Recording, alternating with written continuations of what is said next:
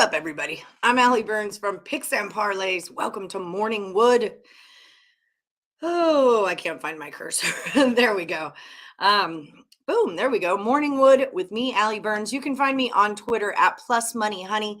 If you're looking for a new sports book, and trust me, you should. You can never have enough sports books in your little phone because shopping lines is very, very important. My favorite sports book is Caesars Sportsbook. I use it every single day. And they're my official sponsor. So it's always great when you get to represent something that you already use. Bud Light, I'm waiting for the phone call. Anytime you want to call me to promote me and sponsor me, I'm here because I already use you like all the time, like every day. So check it out. It's up to $1,250 in a risk-free first bet. Win or lose, they're dropping the money back in your account. You're going to get 1,000 reward credits and 1,000 tier credits. So check out the description of this video. There's a link in there. You can just click on the link and everything's all included, or you can download the app onto your phone and use my promo code WOODFUL. WOODFUL is what it is. What's up, Rye Cape? How you doing, friend? How you doing, baby? Insider's Room did a Total Chaos last night, so check that out. It's on YouTube. Where's my deal? Boom. Total Chaos. It's on YouTube, Facebook, and Twitter. It's Nick Parsons and AM Plus Money. AM Plus Money is going to be our special guest on the show today. He is, you guys might know him from the Sean Miller Soccer Show. The Sean Miller Soccer Hour. Let me see. There he is. AM Plus Money.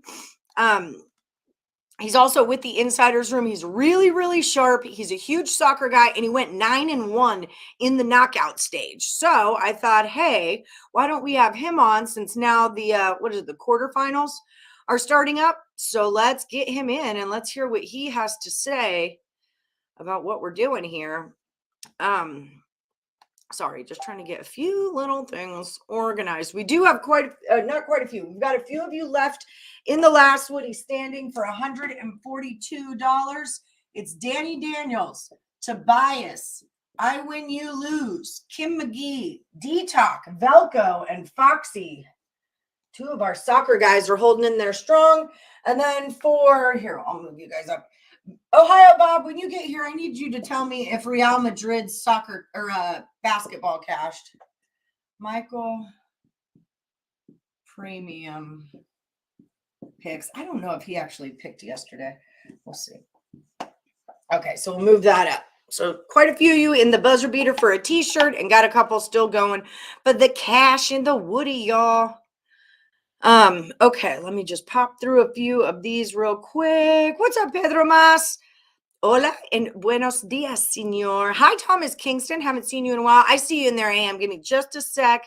You're on for your dog's third chemo. Oh, I love your dog. Tell him I love him and I hope he feels better.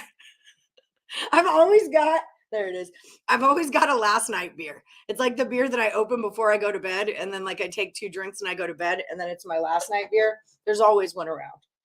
It's just how I roll. What's up, Tyreek? What's up, Heath? Oh my God. I was so effing wrong about Iowa State. Jesus crud. Washington upsets the Zags. I think so. Well, I think 15 points is way too many. That would be my best bet of the day is Huskies plus 15. Remember, Gonzaga is in Washington. Like, this is still a home battle kind of a thing. You know, it's still a home turf kind of a battle. A lot of people forget that Gonzaga is in Washington. Okay, so let's bring him in. Soccer expert AM Plus Money. What's up? Oh, not much, Allie. It's great to be here. I'm glad to talk some soccer. How are you today? I'm great. I'm super excited to have you on. I know the Woodies are excited. I posted on Twitter. I posted on Facebook. And we've already got some of our soccer fans in the chat. So, yeah, I just kind of wanted to pick your brain about what you see happening in this next stage. If I could get some predictions maybe to write on my board. What's going on? Yeah, so first we'll start with the crazy match that just happened. Obviously, we have the tournament favorites, Brazil, getting knocked out. And, you know, I gotta give Croatia some credit. They played a very good game. Their defense is unbelievable. They have a very strong midfield. But, you know, I don't mean offense when I say this, but Croatia's a very lame team in the sense where they didn't come to win the game at all. Their strategy was very clear. They tried to crowd the box with 10 people, don't let Brazil get any shots through. And, it worked. They dragged it out to penalties where they thought they had the best chance of winning. And their goalkeeper played a great game. He made some unbelievable saves. Brazil had a few chances to win that tournament or win that game in the 90 minutes. So good effort from Croatia, but that's a team, maybe later in the stages, I don't see going very far. Right. Yeah. So then sorry. Go ahead. That was like they know this. It was like my cap of the year was Morocco to win the group, and they were tied with Croatia, and Croatia had Belgium and Morocco had Canada. And I did this huge breakdown for them about like the points are the same, but the goal difference and this and that. So Croatia is one of those teams that I've had my eye on, but I agree with you. It's not, I didn't really think they were going to like beat Brazil or anything, like at the end of the day, I didn't even have them winning their own group. So there's that.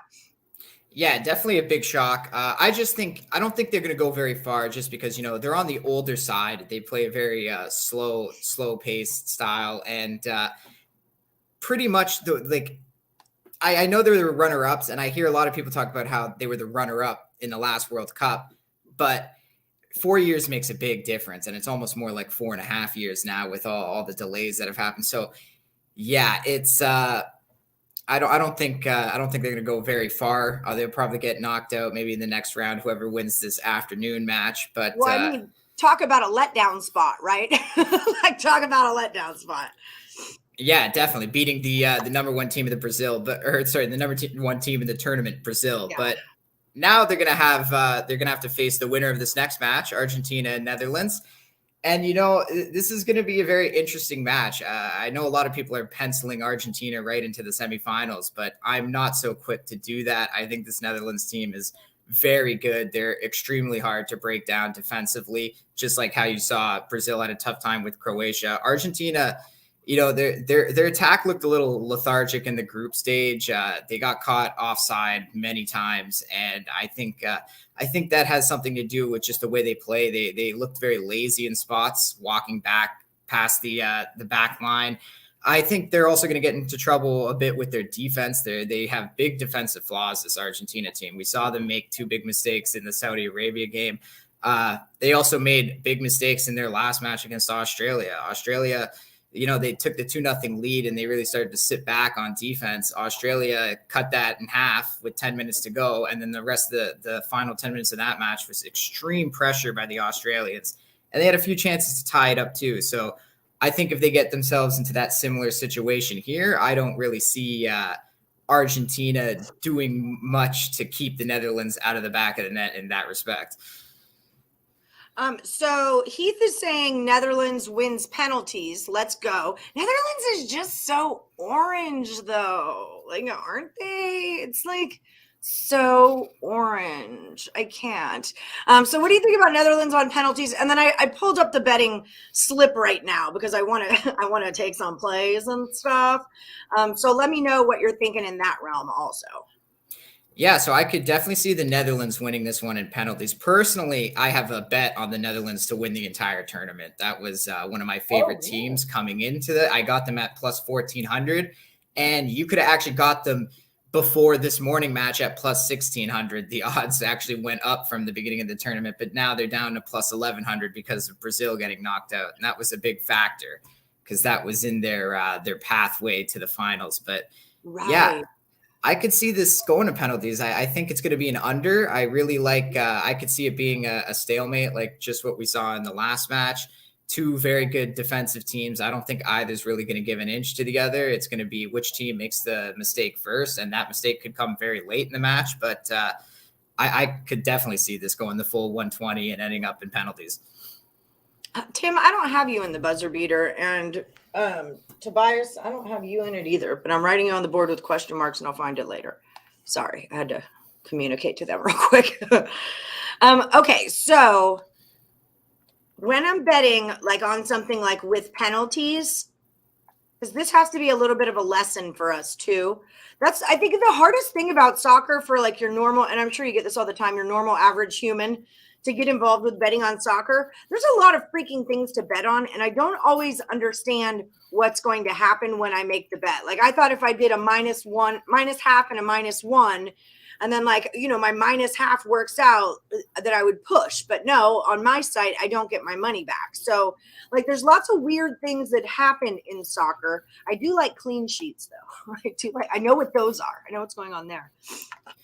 Yeah, the biggest thing to keep in mind is when you bet on soccer, like in these later rounds, the three-way money line only applies to the first 90 minutes. So it's an extra thing you really have to think about if you think the game's going to go into extra time, because, you can take plus the half and things like that. And even if the team ends up losing in the extra time or the penalties, you've already won after the 90 minutes. Right. Okay. So far you like Netherlands to win it all, right? Yeah. Okay. Do we have any thoughts on this match as far as like point spreads or anything like that goes? Yeah, so I definitely like the Netherlands to qualify. You're getting a nice plus 135 on that one, and I think this is one, as someone in the chat already mentioned, like this could go to penalties. Anything can happen in penalties, but I also think the Netherlands are just good enough to beat Argentina in the 90 minutes or even in the 120 minutes. They've really figured out their attack. They were a very good team coming into the tournament. They've been heating up over the last 2 years now. A lot of young talent on their team, but their attack is really starting to flourish now. In the group stage, they weren't great, but they were also really banged up. The last match was really the first time you saw Memphis Depay get a good start in there. And I think they're also, they've found their other striker to pair with him in Cody Gakpo, because they have plenty of talent in the midfield, both in the starting lineup and on the bench, to set those guys up into perfect situations. So, yeah, their defense was already great, but now their attack is really coming together. And the Netherlands is a team where they've slowly been building steam coming into this game. They didn't start off great in the group stage, but they got better near the end of the group stage. They won the games they needed to win, and they're slowly picking up steam, getting better and better each match. So I think, like I said, I saw some defensive flaws in Argentina in their few matches, especially the last one against Australia, and I think that could come back to bite them in this match. I felt like Netherlands was kind of in an easier group too, because they had Qatar, Ecuador, Senegal, right? Wasn't that their group? Like I felt like it was like not the most difficult group in the whole wide world to come out of, especially looking at what Qatar was able to not do.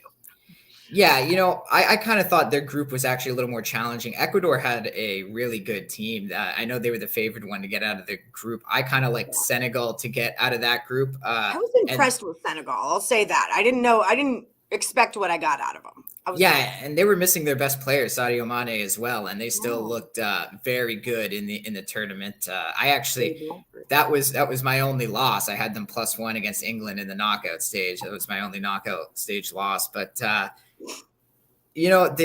thought their group, it wasn't crazy. Like, obviously there was the Germany, Spain. I thought the two major European powers there. There definitely were tougher groups, but I also think there were easier groups. They were probably in a mid-range one, I would say. That's fair. So talk to me. We talked Netherlands, Argentina. That's the game today. And tomorrow morning, we're going to have Morocco, Portugal. And then we have England, France. This is a big one. I lived in England. That's kind of really where I got into soccer. You guys all know this about me. So I'm all for the England. But I've been a big Morocco fan throughout this World Cup also. So talk to me about the next two games that are coming up. Yeah, so it's funny you say you had Morocco to win the group, because I know Sean Miller was all over this Morocco team coming into the tournament. Oh, I feel smarter now. Yeah, he absolutely loved them and Tunisia. I know Tunisia didn't do well, but he was onto something with these African teams. We really saw the African and the Asian teams perform better in this climate and part of the world. I was thinking, home field advantage that way. You had Iran. I liked Iran a lot.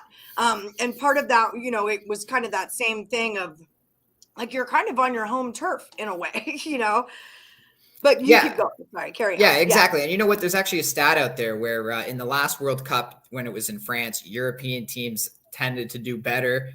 When it was in Brazil in 2014, South American teams did very well. And I even believe African teams did very well in 2010 when it was in South Africa. I know Ghana even made it all the way to the quarters where they got knocked out by Uruguay. So, yep.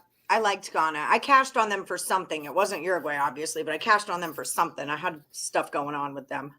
Yeah, I thought they were actually going to make it out of the group in that last match against Uruguay. They didn't look too good, Uruguay. Their attack is definitely lacking, but obviously they're out now. So do you like Morocco moving through still? So this Morocco team, it's actually interesting. When I was watching Morocco play Spain, I was on Morocco +1 in that match because I thought I wasn't really buying into Spain. Obviously, they had the 7-0 destruction of Costa Rica. But Costa Rica was the lowest ranked CONCACAF team coming into the tournament. And besides USA, no CONCACAF teams really went very far in the tournament. USA was the only one to make it out of the group stage, and they got stopped in the round of 16. So I didn't even think we would make it out of the group stage, personally.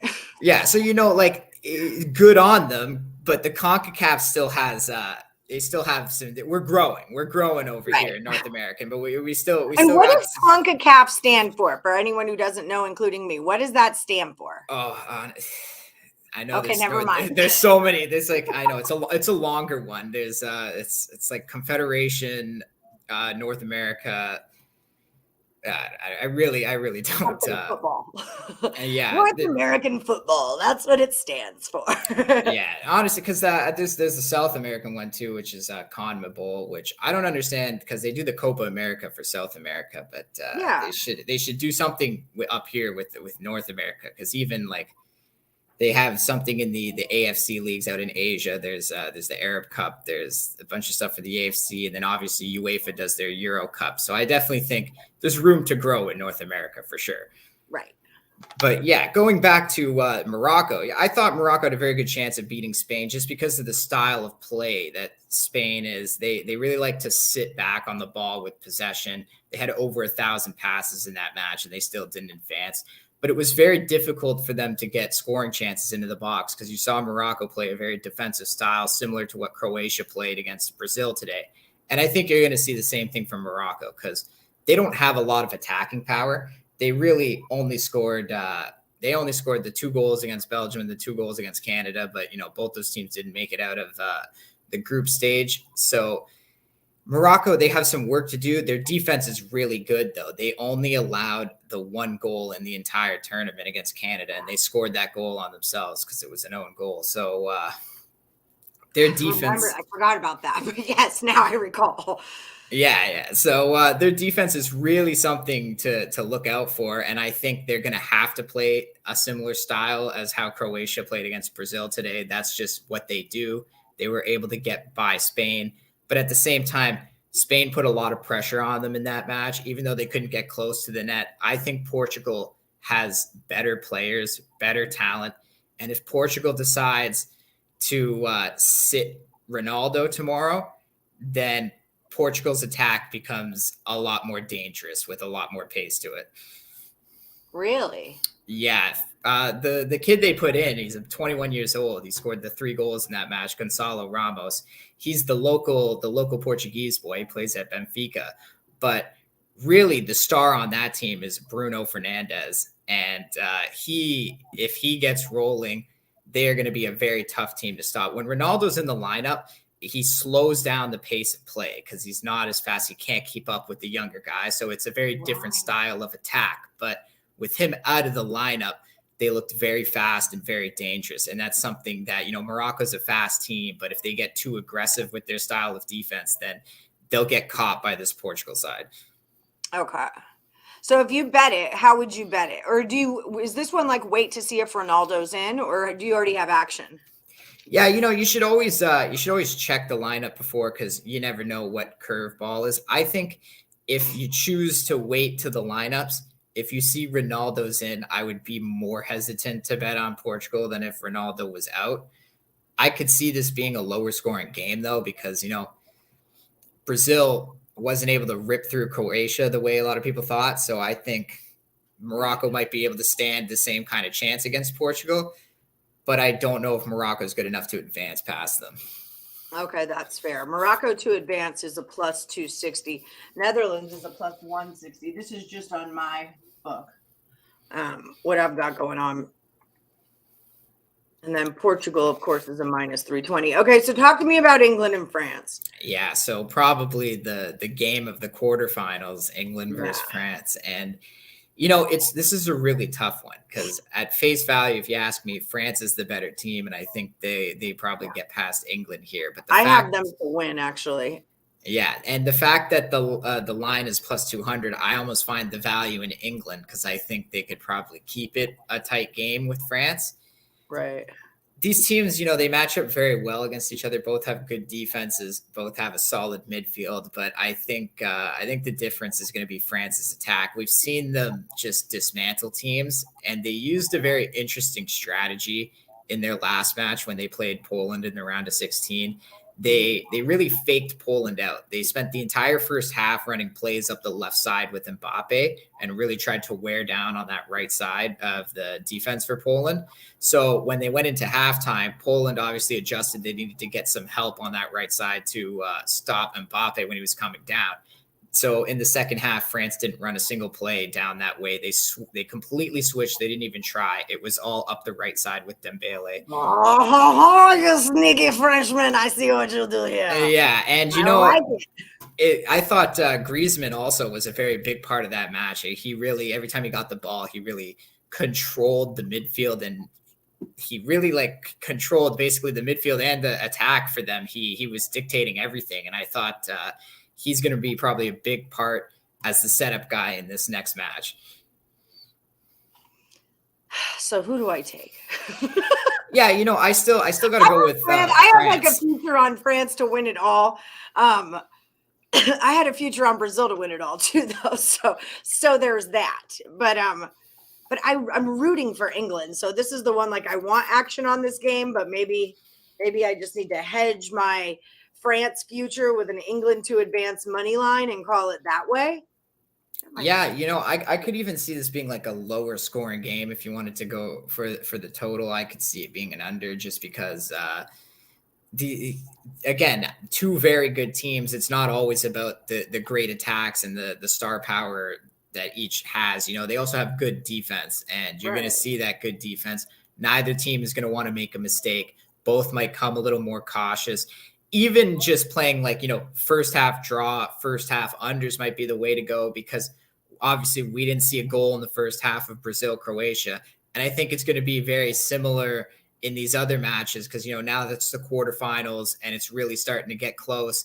These teams aren't going to come in just trying to blow the doors off. They're going to be a little more cautious. They're coming in, they're trying to get a feel for the team in the first half.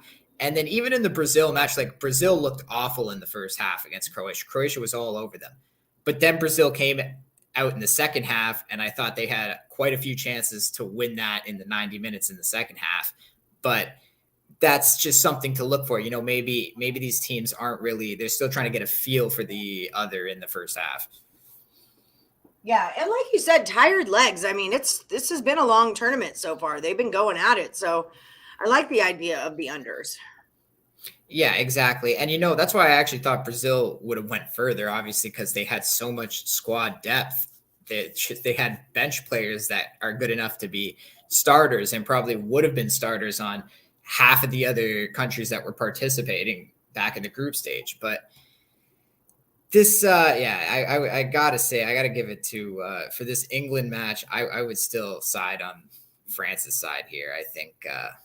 I think their team is just better. I know England does have a lot of depth too, but I think the players are just better on France. And the defending World Cup champions, so they're trying to do something that not a lot of teams have done before. Yeah, absolutely. All right. Okay, well, thank you so freaking much for coming by the show, man.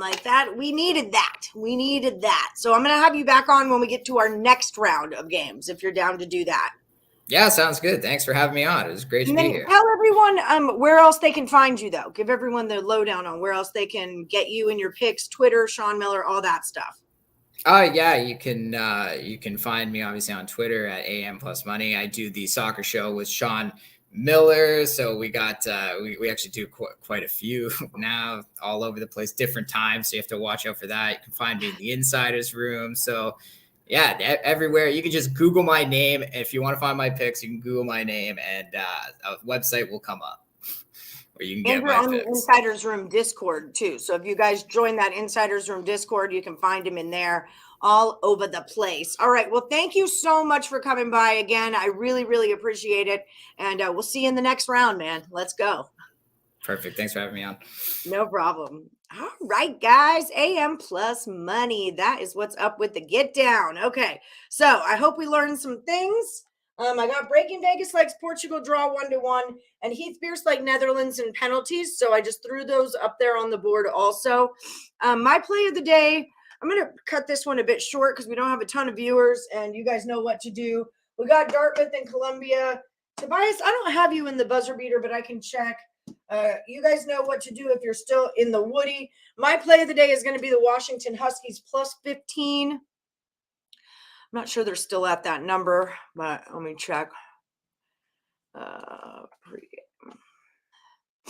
And then I'm actually already on this. I don't have to go there, you know. Let me just check where the money's at on this Washington game too, because we always want to know that now, don't we?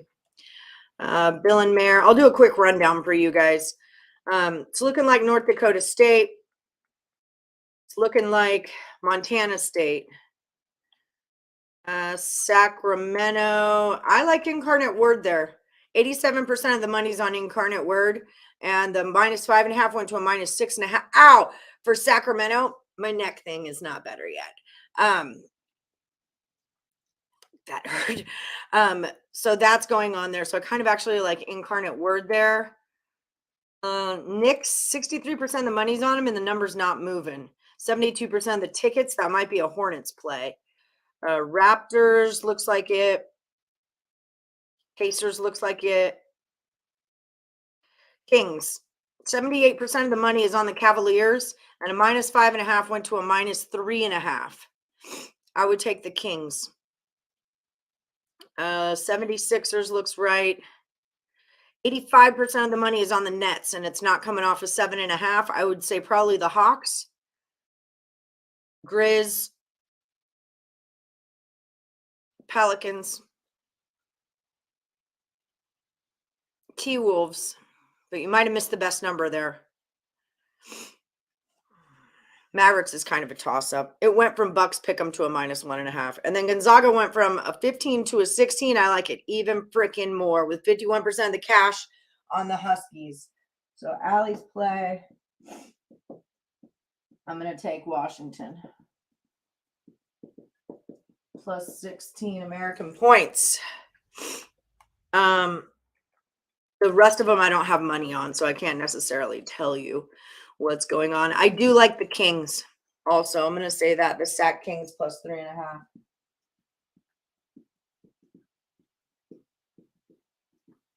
Oh, my God. Okay. All right, guys. That just about does it for me today. I'm going to pull you in so you can take a picture of the board real quick. You like Fairleigh Dickinson for your buzzer beater? Little Fair Dick. Okay, you got it. Huskies in the points all day. Way too many points. Way.